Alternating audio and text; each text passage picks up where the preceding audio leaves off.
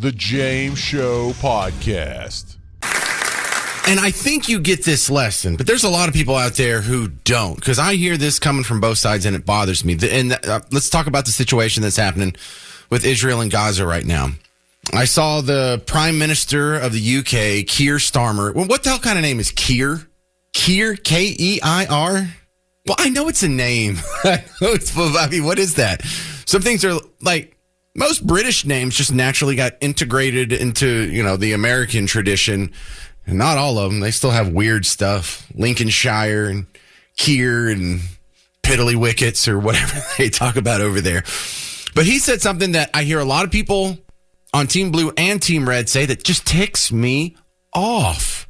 And that's this whole superficial thing about, the suffering children of Gaza. And listen, I'm not here to make the children of Gaza suffer more.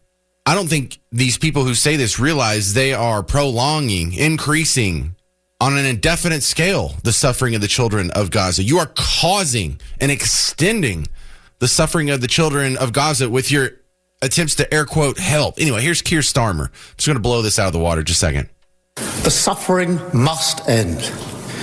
Yesterday, I discussed this with President Trump, and we're mounting a major effort to get humanitarian supplies back in by air. And UK aid has been airdropped into Gaza today.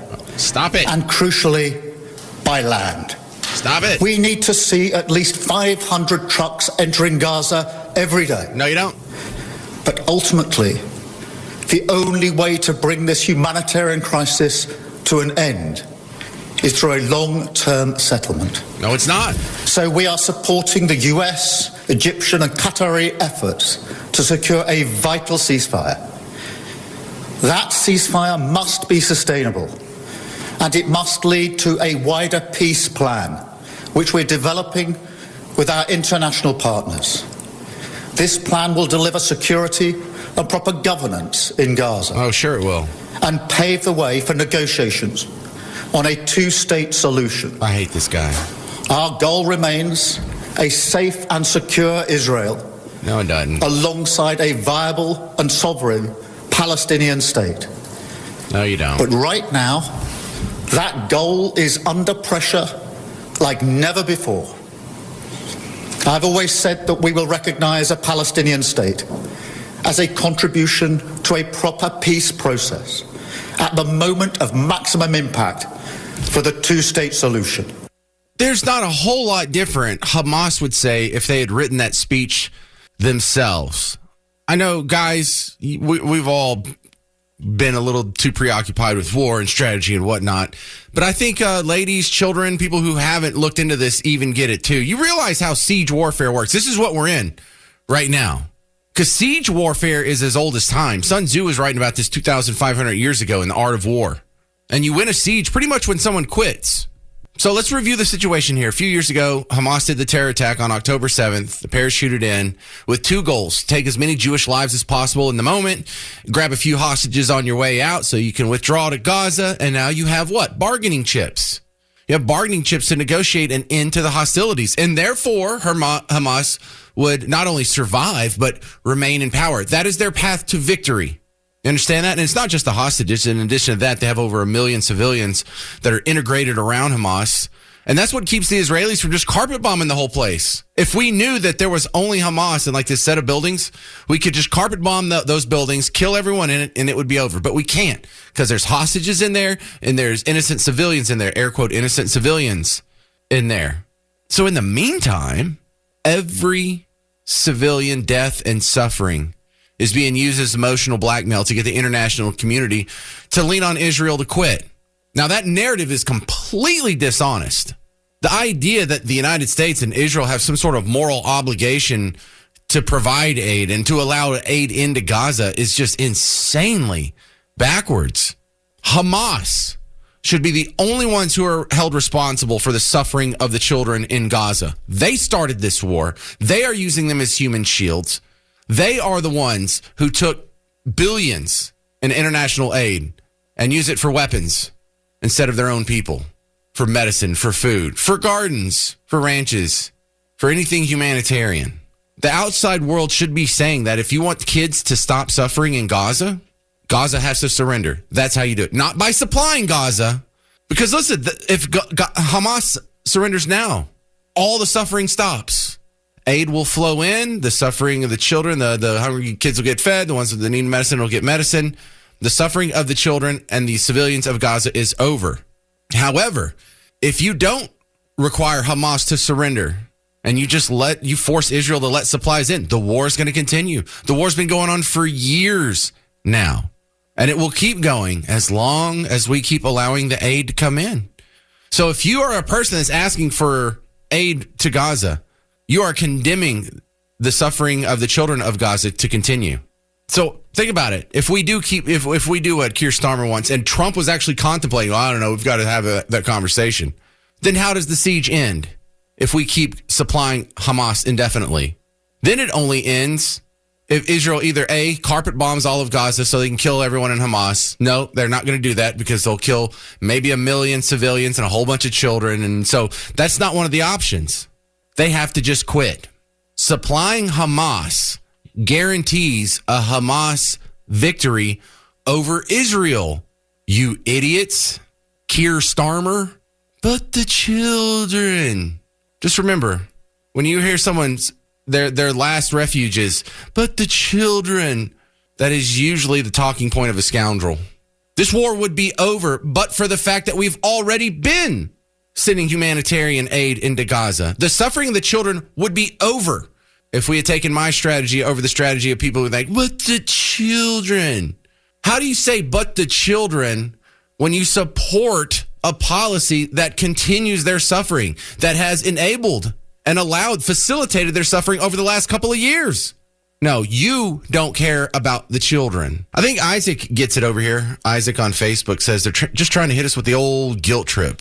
Yeah, that's what it is. We're talking about this new push here where we got to get aid into the Gaza Strip. We've got to send aid. We've got to send food and medicine. And why? What the heck? We have a siege going here. Do you want the siege to just keep going? You want the suffering of the innocent people of Gaza to continue as long as possible? That's what you would do. Good Lord. You think this isn't humanitarian aid. This is inhumane aid.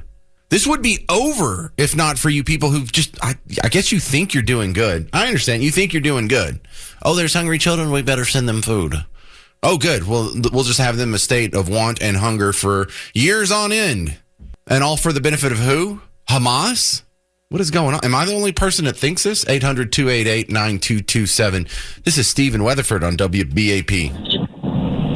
Hey, James. I would love to see them put a $10,000 bounty on the head of each Hamas fighter and a $50,000 reward for helping us recover a hostage. And this will all be over in about 90 days. I think they do have bounties on all these guys. And I think it actually works because from what I understand, the Mossad, the Israeli intelligence, they have infiltrated to the hilt all of these terror groups, whether it's Hamas or Hezbollah or whoever's in the Iranian Guard, and they flip them all the time. I think they have some of that going. And if it really was that simple, I think it'd be over by now. But, some of the things that keep complicating it are the fact that we keep sending them aid so they don't have to surrender. Because, they're doing airdrops now, which is just so dumb, which means the guys with guns, the Hamas militants, go and they get the food first. And so the Hamas guys are going to be sitting fat and happy, don't have to worry about food anymore. And the more that their people around them suffer, the better, because they can send out pictures and horror stories and whatnot and try and lean on to the Israelis to quit. And we're just causing more suffering for the people of Gaza, specifically the children of Gaza, with these dumb policies, all for the what? The benefit of Hamas? This is just mind-blowingly dumb. And I see intelligent people taking this position. So that's where my problem comes, Steve. I think if we can kill off the last of Hamas, then the people of Gaza can begin recovery for many years to come. See, I think that's a little too simplistic, too, because we've killed off their leadership over and over, and they just get replaced by the next angry kid who is raised to hate Jews and taught that the outside world is something to be conquered by Islam, and, there's just the next guy willing to step up. It's like what happens with the cartels. Yeah, you can get rid of Pablo Escobar, then the Cali cartel is going to take over, and then you can get rid of the Cali cartel, but then, the Felix Gallardo will take over, and you get rid of him, and then El Chapo will take over. So I wish it was that easy. I just know that the supplying these people with aid is continuing this war just absolutely needlessly. Well, your point is valid. We saw this with Vicksburg, Mississippi, between the South and the North. General Pemberton finally said, we're out of dogs to eat. We got to surrender. And that's how surrenders happen. Right. Pretty much when they run out of food to eat. Thank you. Right. Yeah, Steve gets it. What percentage of the population gets it? Do you think we're in the minority on this one, Steve? No, I would say 70% of Americans, 80% of Americans understand that every now and then you got to put your adversary in the ground. All right, you make me feel a little better, Steve. You make me feel a little bit better. Thank you, sir. I'm not so sure they get it. I wonder what would happen if we took a poll right now. Hey, should we? Because it would depend on how you worded the poll. If the poll said, should we feed starving kids in Gaza, it'd probably be like 99% yes, and me saying no. Me and Thomas Massey saying no. But if you said, should we continue supplying Hamas indefinitely, I bet you the answer would flip. So even polls are just so unreliable in situations like this. You have to know what your principles are. You have to stand on them, and you have to be able to see the things on TV that are being said to you and go, no. I don't believe you. I don't believe you, Keir Starmer. I don't believe you. And people on Fox News are saying this along with MSNBC. Donald Trump's like, yeah, we have to have a conversation about, we've got to get some aid in there. Do we? Not you, too. Because if the Republicans and the Democrats both agree on this, then once again, what party represents me? How come I don't have anyone in D.C. who believes what I believe? Isn't that sort of a threat to a democracy on so many of these major issues? You don't have a party that holds your position. There's two parties, and they're supposed to hold like the opposite position on all these major issues. But quite often, there's a third position that just never gets touched. Like when we have the next thing I'm talking about is the legislation working its way through Congress right now. We want to ban congressmen from trading stocks. And some Democrats are saying this, and some Republicans are saying this. So this isn't like a team red or a team blue thing. However, I look at this thing, and now it's like me and Rand Paul and like four other guys look at this and say, no, that's not the problem. And if the establishment, the elites, the capital R Republicans and the capital D Democrats, I don't mean the voters out there. I don't mean the supporters in the hinterlands. I don't mean your neighbor. I don't mean your brother-in-law. I mean the elites, the party-powered elites are both in favor of this legislation, then you can be damn sure it does not curtail the power of the party elites. And I guess that's counterintuitive to a whole lot of people, just like the Gaza thing. It's like, well, how do we stop this suffering of the children at Gaza? Stop sending them aid. I can see how some people would think that sounds backwards. But I can see how you would think this sounds good too. Well, how do we stop congressmen from benefiting from insider trading? Oh, we should outlaw them from trading stocks. No, I can see why you would say that. But the real answer is to take away the power from these people to affect stock prices. Because the Department of Education exists, and there's a Department of Education that happens like at the state level in all 50 states. There's lobbyists that go to D.C. for some of these, like for if you're a manufacturer of textbooks, or you make Bunsen burners, or you make some sort of teaching curriculum. You can go to D.C. and you can buy off politicians and spend millions of dollars to get billions of dollars worth of profit. Same thing you can do in Austin in every state house. But the way you stop that from happening is to not try and outlaw the lobbyists, to not try and outlaw the insider trading, to not try and curtail the freedoms of your citizens and expand the power of government even more. The solution is to repeal the parts of government that are being used for exploitation. Get rid of the Department of Education. You want to get rid of the teachers union influence on all the politicians in D.C.? Get rid of the Department of Education tomorrow. They will all pack up their bags and go home. There's nothing to lobby for. That's how you get rid of it. So if it ticks you off that a congressman can go and he can be sitting in the meetings and he can find out in advance what the laws are going to be and therefore go make stock trades based on that inside knowledge. You don't go try and find some way to make the stock trading illegal. You take away the Department of Education that gave him the power to begin with. And it's not like a small difference. It's a huge difference. It's a huge change in worldview. And I don't see hardly anybody in D.C. fighting against that. who was speaking out against this. It was like Rand Paul today and a couple other people. Hey, if you missed my interview with Mark Levin yesterday, I had him on for a couple segments to end the show, and I know most of the people listening now don't get to hear all 3 hours, but it's just chilling out there on the podcast. Go find the James Show podcast, and you can find me talking with him about his new book called On Power. Now, I'm a fan of some of his previous books. I hadn't read all of them, but I've read 2.5 of them. I'm a big fan of his work. It was a great interview. I was very happy with the result, but you can go find it wherever you're listening to podcasts already. Just look for James Parker or The James Show or whatever. I prefer you download the WBAP app, which is absolutely free. Or if you just want to be a weirdo, you can go to WBAP.com and listen to a podcast through a web browser. Some people do that, but it's there. So go find James Parker and the great one, Mark Levin, from yesterday's show. So we have a new act that's working its way through the House of Representatives. And I know this is kind of nerdy and kind of heady, but you're the kind of audience that actually has the attention span and the adult education to follow with me here. All right. So just stick with me. The reason I'm doing this is because I saw an online poll. It was at some TV station where I was looking something up. It's fox11online.com. And it was a user poll. Should Congress be banned from trading stocks? 96% said yes. I'm in the other 4%. I say no. No. Now, if you had just dropped me off from an alien planet and I didn't know anything about what had happened over the last, 20-something years of host and talk radio shows, I might agree with you. Oh, yeah, Congress, they control laws that can affect stocks, and they, therefore, by no fault of their own, have inside information that they could exploit to give them an unfair advantage in the stock market trading campaign. And I get the rationale behind this. But that only stands up if you're in the baby pool, if you're in the shallow end of the pool. You're not even getting your knees wet. If you go into the deep end of the pool, you realize how eye-rollingly dumb this can be. We're going to go back in time a little bit here. And I'm doing this to make a point, not just to fill a segment here. But our journey's going to start in 1933. That's right, 1930. They hadn't even invented color yet. Everything was in black and white.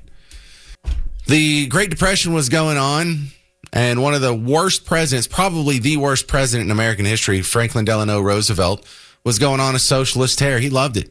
And so he created the Securities and Exchange Commission, and the Securities Act of 1933 was the first policy created to protect private information affecting transactions by companies to prevent insider trading.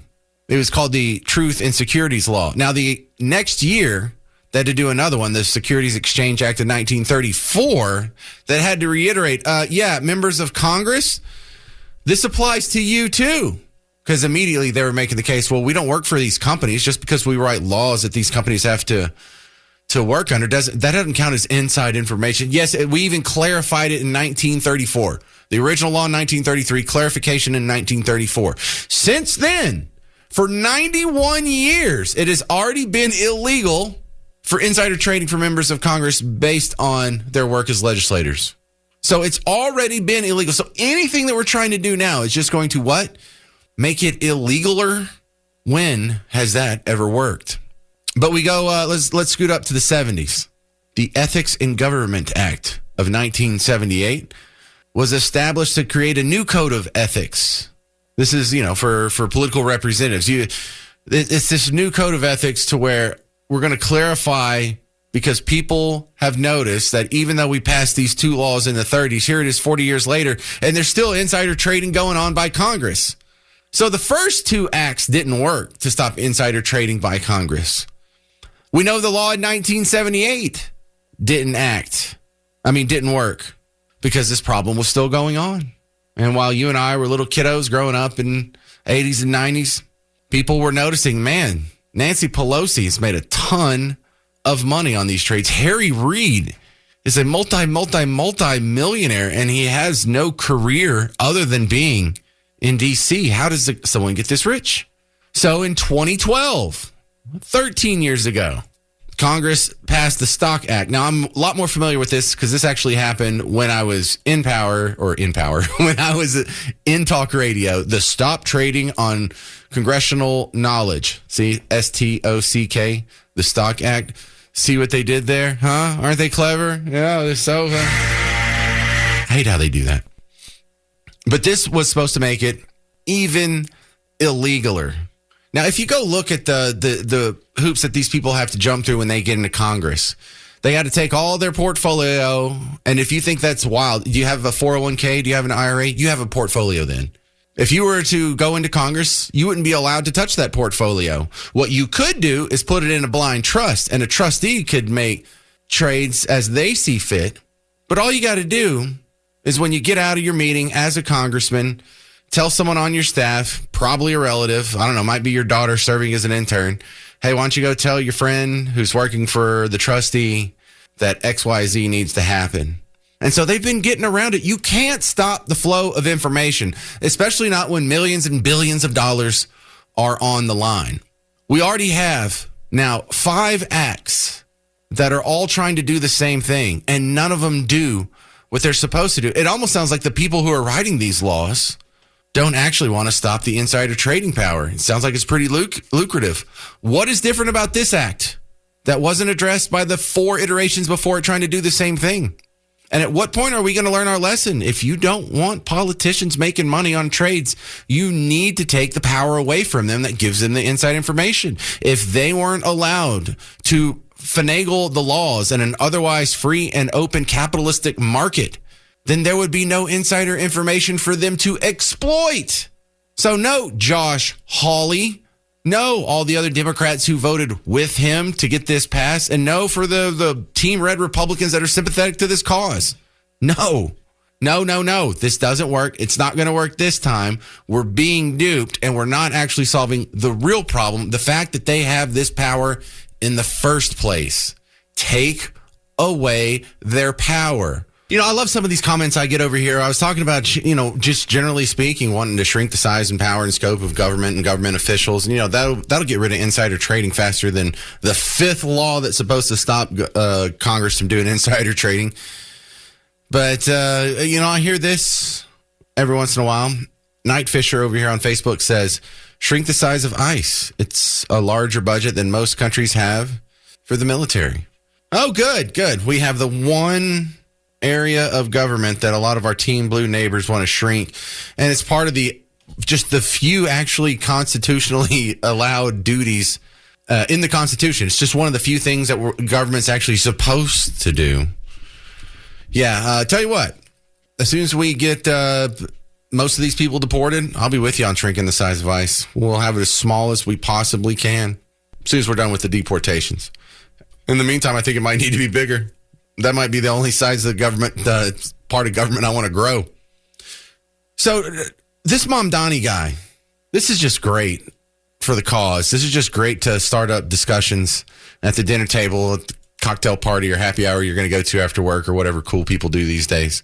But Mamdani is running for mayor of New York City, and he might win. He's New York City. He's the Democrat nominee. You have Eric Adams running as an independent. You have Curtis Sliwa running as a Republican. There's some other independents that are in there.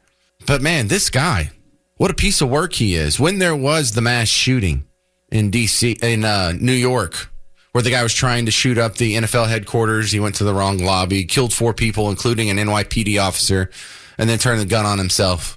Mamdani wasn't even in the country. Mamdani was in Uganda. Mamdani was getting married in Uganda. Mamdani was getting married in Uganda at his family's compound. Now, we like to joke, because I'm from out in East Texas, and we use the term compound real loosely out there. Because compound, that means like either you got like the Kennedy compound, or you got the Corleone compound from The Godfather, or maybe even like the Branch Davidian compound, like we have some sort of big cult going on. But usually when we're talking about compound, there's not a wall around it.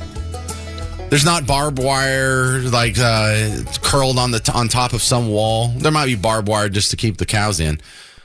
But we don't have armed guards. We don't have all that. We don't have the big high wall. We don't have the towers. We don't have the security apparatus. But Mamdani does. So Mamdani is a guy, not only is he from Uganda, he's from the clearly upper crust oligarchy of Uganda. That's not the common people. The common people of Uganda are the ones that are outside the compound walls. They can't afford a compound. You ever been in a family so rich you had a compound? And I mean a for real compound, not an East Texas, ha ha ha, we have a compound.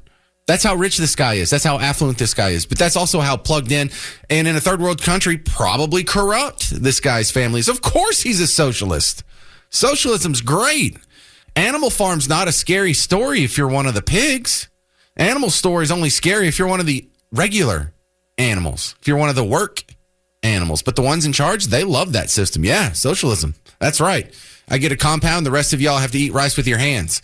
And if you're going to put me on camera, I'll pretend like I eat rice with my hands just to try and what? Gather more power from the people you're duping? Jesus. Nice and evil. But I also like to point out that he wasn't just in his family's compound in Uganda. That's where he was getting married. Does that sound like a good old American loving patriot to you? Not only is he not from America, not only does he not have any American heritage, he has Indian heritage.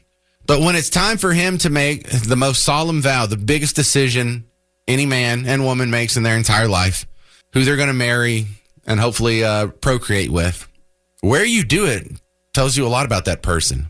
When I met Miss Parker, she was from New Orleans. Hi, Miss Parker. I was working in New Orleans, so we were in New Orleans. But when it was time to get married, where did we go? We came back to East Texas. We got married right outside of Bug Tussle. Yeah, and then now we're back here because we've been trying to get back here. But he didn't choose that. This is a guy who's rich. This is a guy who's running for mayor of New York City, and he doesn't even have his own wedding in New York City. He doesn't have it in New York State. He doesn't have it in the area. He doesn't have it in like New Jersey or Connecticut, maybe. He doesn't even have it in all of the United States. There wasn't one venue that was good enough for you. You had to go to Uganda. You mean to tell me they have better wedding venues in Uganda? You mean to tell me they have more entertaining facilities? It's a better trip for all the people that are going to be flying in for your wedding. It's more entertaining and they have better accommodations in Uganda? Or do you just love Uganda more than you love the United States? Did you just want to make your solemn vow in front of your family and her family and God or Allah or whoever you're into? You wanted to make that decision in Uganda. It sounds like your fealty and your allegiance isn't to the United States, much less New York City. It sounds like it's to Uganda. And then that punk's going to come back here after the shooting and start using this as a pretext for gun control. And not gun control in New York City, mind you. His statements were aimed at you. You'll hear them next. But that's Mom Donnie's takeaway. That's the big lesson he wants all of us to learn from the shooting in New York City, is we've got to come after your guns.